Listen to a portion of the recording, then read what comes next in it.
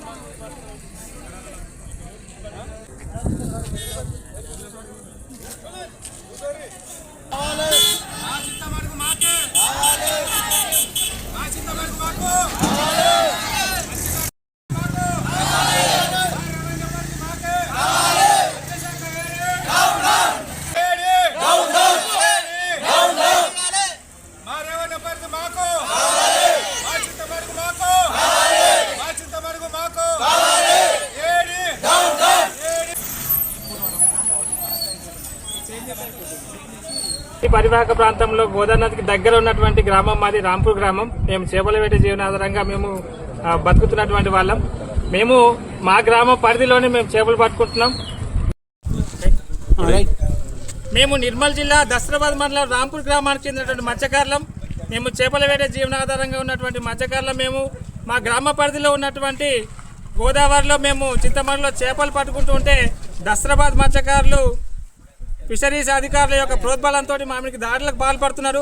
దస్తూరాబాద్ మత్స్యకారులకు 7 చెరువులు ఉన్నాయి. అయినప్పటికీ కూడా వాళ్ళు ఆర్థికంగా ఎదిగి ఉండడం వల్ల మత్స్యకార అధికారులతో కుమ్మక్కై వాళ్లకు లంచాలు ఇచ్చి మా మీద దౌర్జన్యానికి పాల్పడుతున్నారు. కాబట్టి నిర్మల్ జిల్లా కలెక్టర్ గారికి మేము ఈరోజు విన్నవించుకునేది ఏంటిదంటే, మాకు మా గ్రామంలో ఉన్నటువంటి 100 కుటుంబాలకు మాకు చేపల వేటే మా జీవనాధారం. కాబట్టి మా పరిధి మాకు నిర్ణయిస్తూ ఇతర గ్రామాల మత్స్యకారులతో ఎలాంటి గొడవలు జరగకుండా చూడాలని, ఇతర కొద్దిగా ధనికంగా ఉన్నటువంటి గ్రామాల యొక్క దౌర్జన్యానికి మమ్మల్ని గురికాకుండా చూడాలని నిర్మల్ జిల్లా కలెక్టర్ గారిని మేము ఈ సందర్భంగా కోరుతున్నాం. దస్తూరాబాద్ వారికి 7 చెరువులు ఉన్నాయి. మేము ఏ గ్రామ పరిధికి పోతలేము. మా గ్రామ పరిధిలో ఉన్నటువంటి చింతమడుగులోనే మేము చేపలు పట్టుకుంటున్నాం. అయినప్పటికీ కూడా లంచాలు తీసుకొని మత్స్యశాఖ అధికారి గారు మా మీదకి దౌర్జన్యానికి దస్తూరాబాద్ గ్రామ మత్స్యకారులను పంపించడం అనేది అమానుషమైనటువంటి విషయం. వెంటనే సస్పెండ్ చేయాలి.